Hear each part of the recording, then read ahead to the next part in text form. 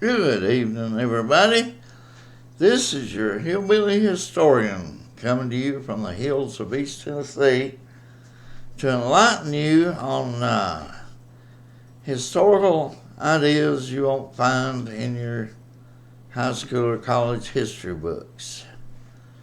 And in this session, I want to talk about President Barack Hussein Obama. Now, this is a very Manchurian Candidate. If you saw the original movie with Frank Sinatra and all of them back in the old black and white film days, the Manchurian Candidate, great movie. And then I think Denzel Washington made a remake of it years later. Great movie about a cloak and dagger type person trying to become president of the United States. Well, in our case, the cloak and dagger person made it to the White House. And thank God I had a historian by the name of Richard Heckman at Berea College told us in class one day that America is too strong for any president to destroy or bring down. And thank God we survived 8 years of Barack Hussein Obama when white America wanted to prove that we were not a racist nation and elected this half white, half black man to the presidency twice. Now, who was this man? In his first publication before he became president, his first book, he claimed that he said openly in that book that he was born in Kenya. Now, while he was president, there was a question about his birthplace. Lo and behold, a birth certificate of him being born in Hawaii was produced. And there's been so-called experts who claim that was a fake birth certificate, that it had faults and things that did not exist back when Barack Obama was supposedly born in Hawaii. Now my question, and it should have been the question of all investigative journalists and historians back at that time, why would a child be born in Hawaii under the name of Barack Hussein Obama? Why would he move to Indonesia, change his name to Barry Sotoro, and be raised in Indonesia as Barry Sotoro, return to the United States as an adult, enter Columbia University as a foreign student, a citizen of Indonesia, and take advantage of foreign student benefits at Columbia University as a resident of a foreign country, a citizen of a foreign country, change his name back to Barack Hussein Obama. I mean, have you ever heard of such foolishness in your life? Be born as Barack Hussein Obama in Hawaii, move to Indonesia, change his name to Barry Sotoro, be raised as Barry Sotoro in Indonesia, return to the United States, change his name back to Barack Hussein Obama, and enter Columbia University as a citizen of Indonesia. Of course, as soon as he got elected president of the United States, he paid lawyers millions of dollars to hide all these records. And his Democrat buddies came up with that birth certificate in Hawaii, which has been proven to be fraudulent. But anyway, Barack Hussein Obama once said if it came to a fight between Islam and Christianity, he would have to side with Islam. He was a Manchurian, anti-American racist, a member of the deep state, leader of the deep state, Marxist and communist in Washington, D.C. And everything he did was based upon that leadership. I'm amazed that America could be duped so easily by the lying legacy media and politics in the United States, and people so desirous to prove they're not racist, to elect this Manchurian candidate twice and put him in the White House. God forbid America wake up, please. We let Biden come in there and let millions upon millions of fifth columnists to enter this country without being vetted, and now they're being protected and hidden by the Marxist communists running our cities who claim they're sanctuary cities. That sanctuary crap is a medieval, middle-aged concept where the church protected its criminals, and the Vatican had a lot of criminals working for them back in the Dark Ages, Middle Ages. And that sanctuary concept was created by the Vatican, where if a criminal made it into the church, they were protected from civil authority. And same thing today with Marxist communists claiming sanctuary cities so they can protect their criminals and hide them in with this Middle Age, Dark Age concept of sanctuary city and protect people from civil authority. And that's bull crap. There's no such thing as sanctuary by the church or these cities led by the Democrat Party, Marxists and communists. And that crap needs to be cut in the bud and stopped immediately. But anyway, Barack Hussein Obama had a very slanderous field of presidency with his communist and Marxists doing things to help criminals, Mexican cartels with Eric Holder and Fast and Furious, and arming Mexican cartels with some of the best modern weapons manufactured in the United States. It's amazing the criminality of these people and how easy they get away with their crimes.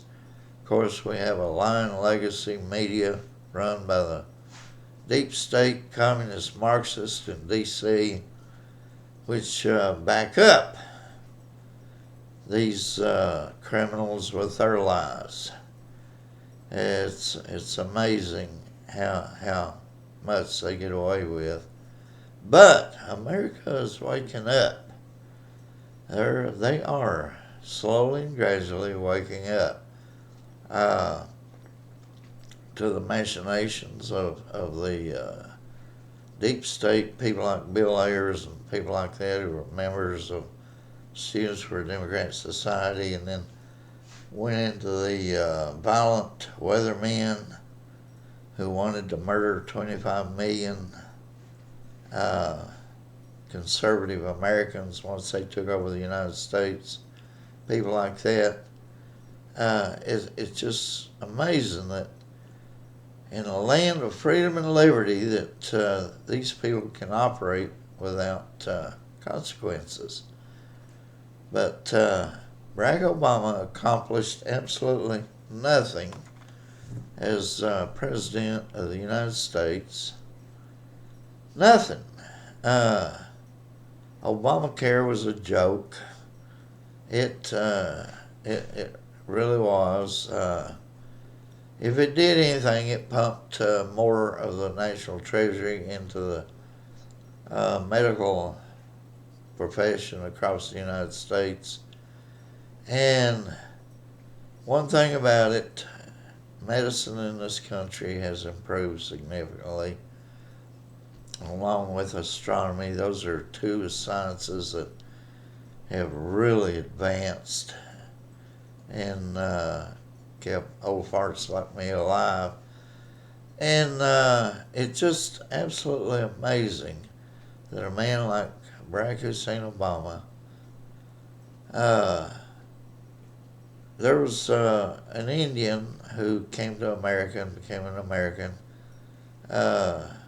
Dinesh D'Souza, who went to Kenya and proved that those people over there claimed Barack Hussein Obama as their child, that he was born over there and that they were proud of him. And of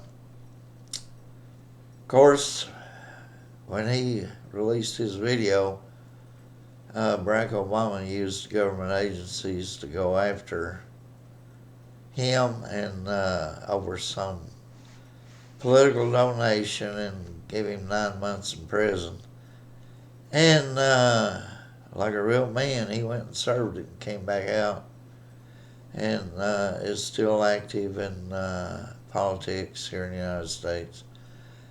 But, you know, it's amazing how Bill Clinton used government agencies to go after Ralph Reed and the Christian Coalition and destroyed Ralph Reed and the Christian Coalition simply because they were sending us little cards once a month on how our senators and congressmen voted on every issue in D.C.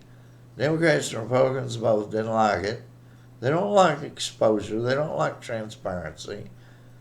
Because that cuts into their money making, their kickbacks from foreign aid and all that.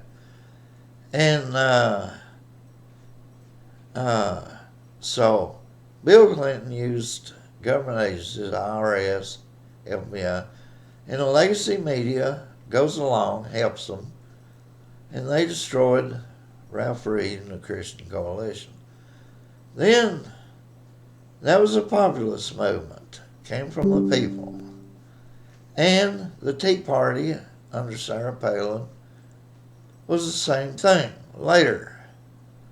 And Barack Obama used government agencies to go after Sarah Palin's Tea Party, and the legacy media went along, tried to destroy her reputation, destroy the Tea Party, with the help of people like John Lewis from Atlanta. They told lies and everything about the Tea Party when there were films that proved different.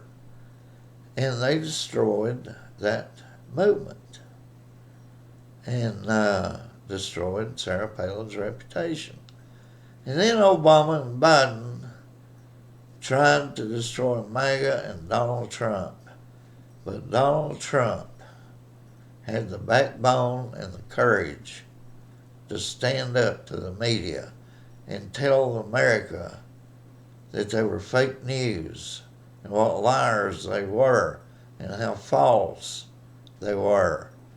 And the MAGA movement were strong, even when they used that J6 committee to falsely accuse thousands and send them to prison and everything. They were still too strong to be destroyed. And they, hopefully the MAGA movement will become a strong political organization and will continue to represent the people of America, not just the deep state Marxist and communist influences. And so, America, wake up. Wake up to the machinations of people like people who are led by the Marxist communists, people like Barack Hussein Obama, who was born in Hawaii, supposedly, moved to Indonesia, changed his name to Barry Sotoro, was raised as Barry Sotoro in Indonesia, came back to the United States, changed his name back to Barack Hussein Obama, and enrolled in Columbia University as a foreign student, as a citizen of Indonesia. The man was never born in the United States. He was not a citizen of the United States. He should never have been in the White House for 8 years. But America, you proved you're not racist. There's no such thing as systemic racism in America. And when these blacks cry for reparations, I got news for you. January the 8th, 1964, Lyndon Baines Johnson, President of the United States, signed into law the War on Poverty Act.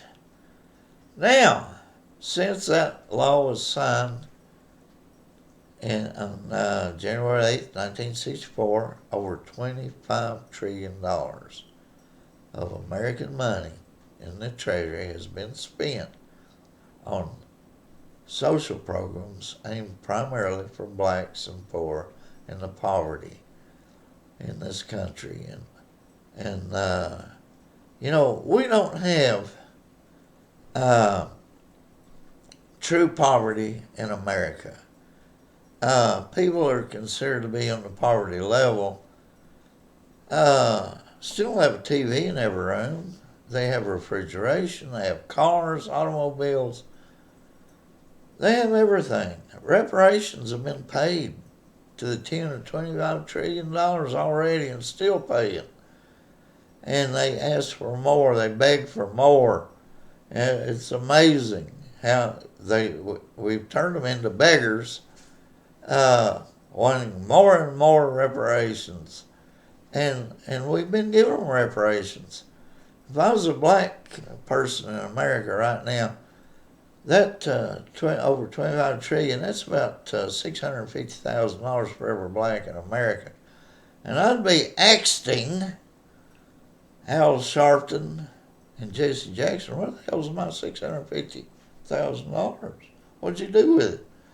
How'd you waste it? Where's it at? You gotta take care of your money. When you get $25 trillion, that's how many years? 36, 56, 61 years. When you get $25 trillion, 61 years, you should have done something with that money instead of letting Jesse Jackson and Al Sharpton waste it for you. But, yes, you've received reparations and you're still getting reparations. And that's more than twice what we've spent on all the wars going back to and including the American Revolution. So when they get up there, when a black congressman gets up there and we need more reparations, what'd you do with your 40 acres and a mule?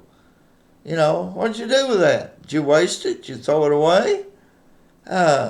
Those were reparations. You've been given reparations ever since over 1 million Americans died to make sure you were set free. And maybe some of that money should be given back to pay for all those people who died on your behalf. And Barack Hussein Obama, the Manchurian Candidate. And this is your hillbilly historian, bringing you